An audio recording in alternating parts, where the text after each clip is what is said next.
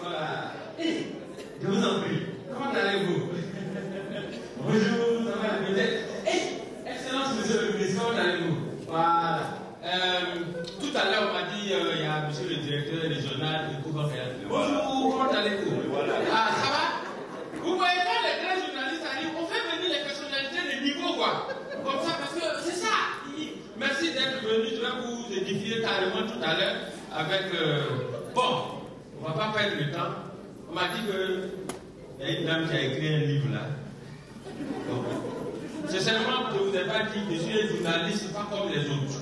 Moi, je ne pose pas les questions dans la complaisance, quoi. Partout où je suis passé, toutes les questions que j'ai posées sont restées dans l'histoire. Moi, j'ai interrogé les grands hommes du monde, hein.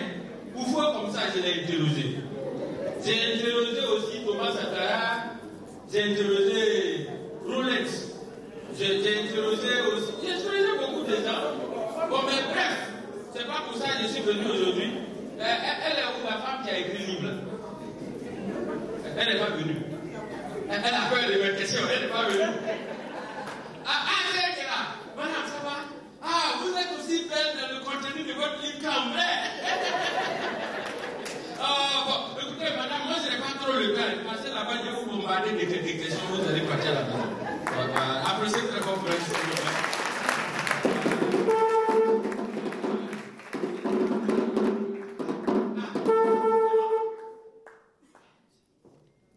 Merci, madame la ministre. Merci pour votre présence.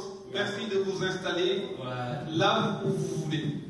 Non, moi j'écris dans un journal qu'on appelle le Rumeur du pays. C'est-à-dire, c'est que nous on a vu, ce qu'on n'a pas vu, on écrit. C'est pour ça que je suis là. C'est la première fois que je vois une situation vraie sur laquelle je vais faire un reportage, quoi. Voilà. Madame, ça va? Ça va, merci. Vous êtes bien installé? Ça se voit, non? Je peux commencer déjà? Vous allez voir, mes questions là, elle ne pourrait même pas répondre à ça. C'est pour qu'elle a impressionné. Sinon, moi, les questions que je pose, elle pose des questions dures, hein. Vous voulez savoir, tu es mon collègue. Bon, faut pousser là-bas. Vous ne vous avez pas invité. C'est nous les vrais journalistes. Ok, madame. Tanti, je vais mettre ça là à côté de vous. Ne vous en faites pas. J'ai payé ton livre là au Grand Carrefour de Koumassi. Monsieur le journaliste, je vous intimide. C'est un livre là. Je ne sais pas si c'est original là, mais j'ai payé ça au Carrefour. Donc, vraiment, le livre, il est beau. Il est beau. Et madame, on va commencer tout de suite quand le blanc là va partir. Il la peine des doigts, si le blanc se met au milieu, quitte là. Donc, madame, bon, d'ailleurs, ne vous laissez pas trop intimider par ma carrure de grand journaliste. Hein. Je vais vous mettre à l'aise, quoi. Mais c'est vous qui êtes intimidé, vous avez du mal à monter, vous asseoir. J'ai fait ça vraiment. Mais oui. Okay. Bon, mais d'accord, madame, tout de suite, nous allons partir avec la première question. Parce que j'ai lu le livre, je l'ai regardé dans le fond et dans la forme.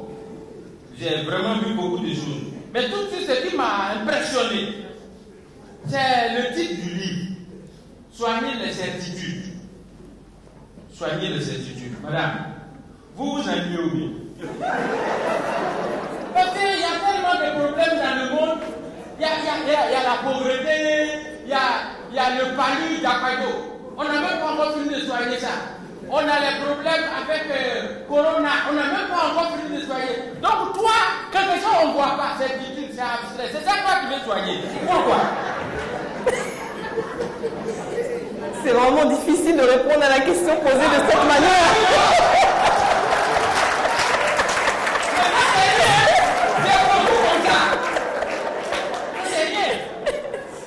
Pourquoi soigner les certitudes?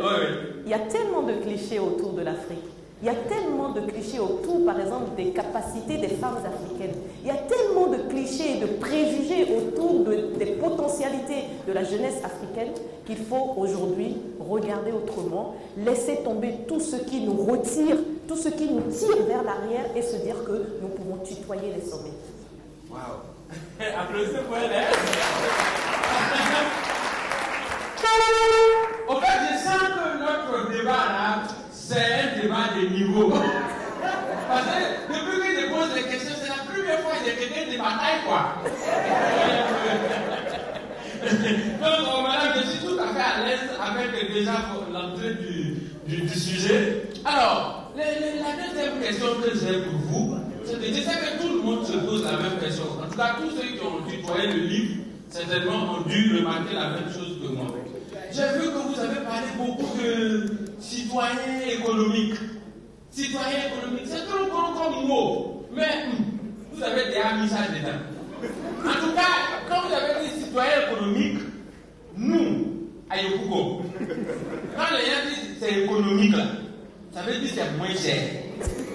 Et puis ça veut dire que tout le monde peut avoir ça. Bon, par exemple, quand on dit ampoule économique, c'est-à-dire que c'est ampoule, ça ne consomme pas beaucoup. Quand vous mettez dans votre maison à la fin du mois, facture là, ça vient petit. Ou bien nourriture économique, gari comme ça. Vous voyez gari? C'est petit comme ça, mais quand tu mets dans l'eau, ça gonfle beaucoup petit. Ou bien du riz. Maintenant, vous avez dit citoyen économique. Citoyen économique là, c'est quel genre de citoyen? C'est quelqu'un qui ne dépense pas beaucoup, ou bien c'est quelqu'un qui est court, il ne prend pas beaucoup de place. C'est quoi citoyen économique là? Bon, monsieur le journaliste, vos questions sont tellement longues que je dois m'efforcer de faire des réponses courtes, compréhensibles. Voilà. Citoyen économique, vous avez essayé de faire une interprétation. Comme vous savez un peu ce qu'on fait pour les tableaux des artistes, après chacun essaie d'interpréter à sa manière et selon son vécu.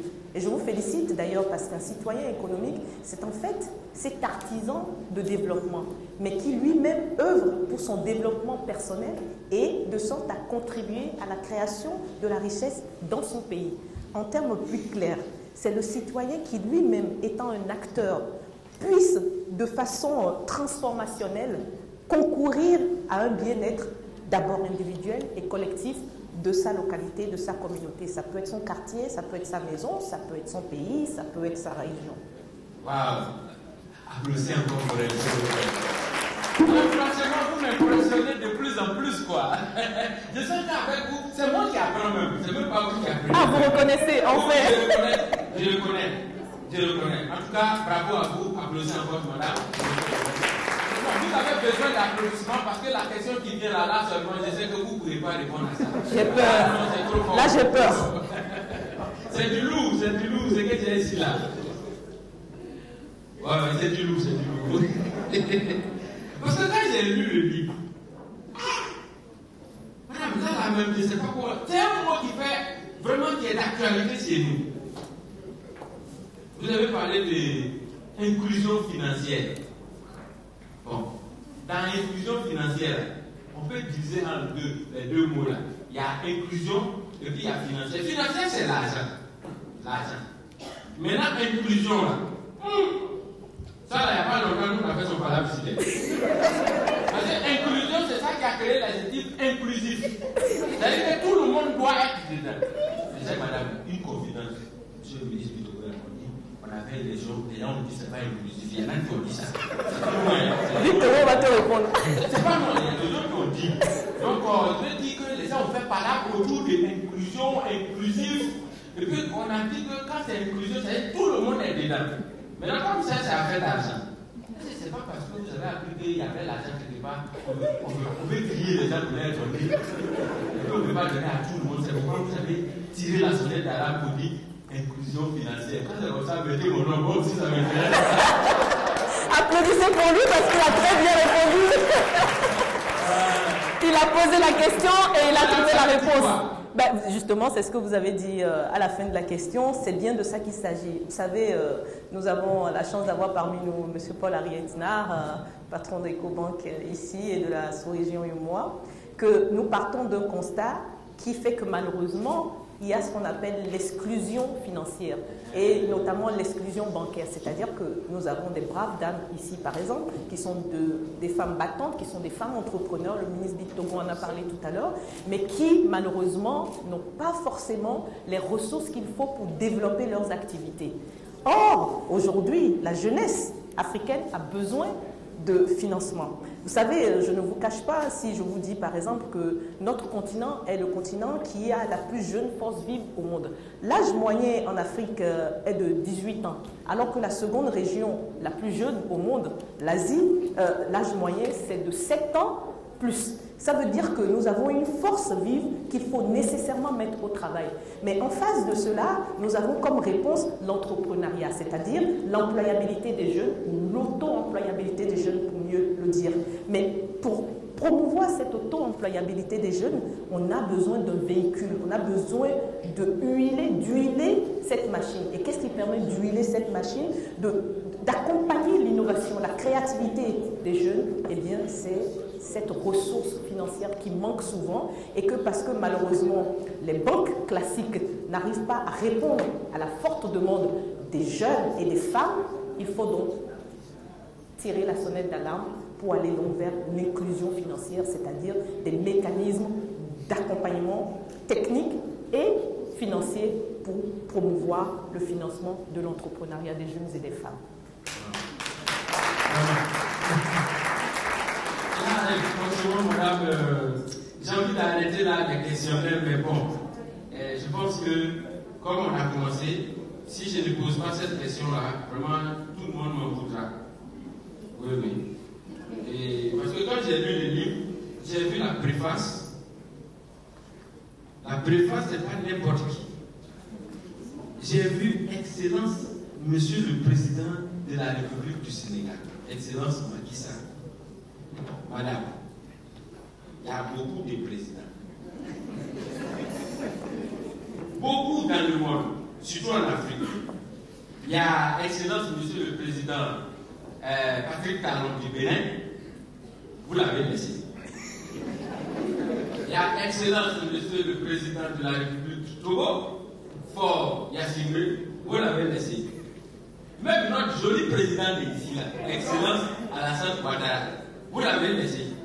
Et puis vous êtes parti prendre Macky Sall. J'ai une question. Pourquoi?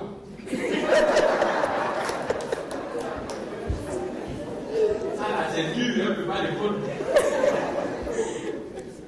Vous savez, le président Macky Sall, d'ailleurs je l'ai expliqué dans la dédicace que je lui ai faite dans l'ouvrage, le président Macky Sall fait partie de ces visionnaires africains, de ces chefs d'État qui m'inspirent. Et pourquoi m'inspire-t-il? Le président Macky Sall, en fait, a une approche très développementaliste, mais orientée sur le partage de la prospérité.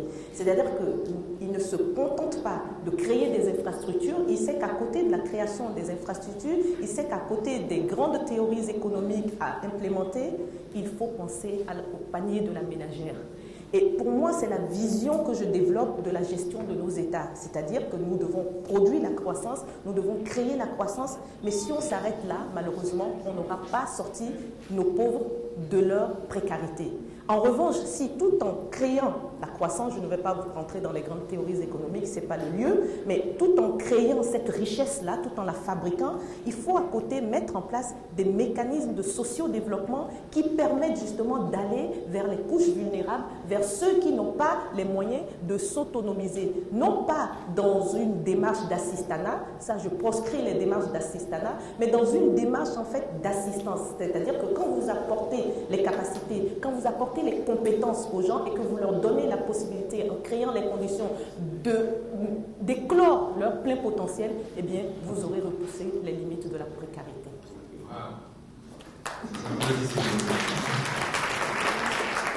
Madame, vraiment, je peux vous dire que vous nous avez beaucoup enrichi ce matin avec tous ces éclairages que vous avez donnés sur le livre. Mais la dernière question. Encore. Voilà, c'est la toute dernière question. Avant que je ne parte, c'est que je me suis documenté sur vous. J'ai fouillé. J'ai vu beaucoup de choses de vous. C'est à croire même que depuis que vous êtes ministre. Ministre. Ça même, on ne sait même plus. Mais que vous vous animez même dans le ministre là. Donc on vous voit, vous avez écrit le livre. C'est le président de la République qui a préfacé ça. Madame, c'est ça là, c'est pas pour devenir président qui a écrit. Ça va, on enlève ça. Ça va.